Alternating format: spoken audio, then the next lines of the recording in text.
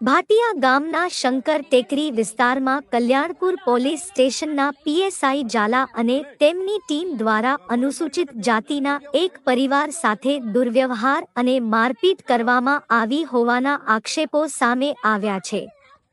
ફરિયાદ મુજબ પીએસઆઈ ઝાલા પોતાના સ્ટાફ સાથે વિનોદભાઈ ડાયાભાઈ મકવાણાના ઘરે પહોંચ્યા હતા અને પરિવારજનો સાથે મારપીટ કરી હતી। આ ઘટનામાં લક્ષ્મીબેન મકવાણાને ઈજા પહોંચી હોવાનું તેમજ વિનોદભાઈ મકવાણા સારવાર માટે ખંભાળિયા સરકારી હોસ્પિટલમાં દાખલ હોવાનું જણાવાયું છે। આક્ષેપકર્તાઓએ જણાવ્યું છે કે અગાઉ 14 એપ્રિલની ઘટનાના સંદર્ભમાં પણ પીએસઆઈ ઝાલા સામે ગંભીર આક્ષેપો થયા હતા। ઘટનાને લઈને અનુસૂચિત જાતિ સમાજના આગેવાનો દ્વારા યોગ્ય તપાસ અને ન્યાયની માંગ કરવામાં આવી છે। રિપોર્ટર માલા ભાઈ રાઠોડ।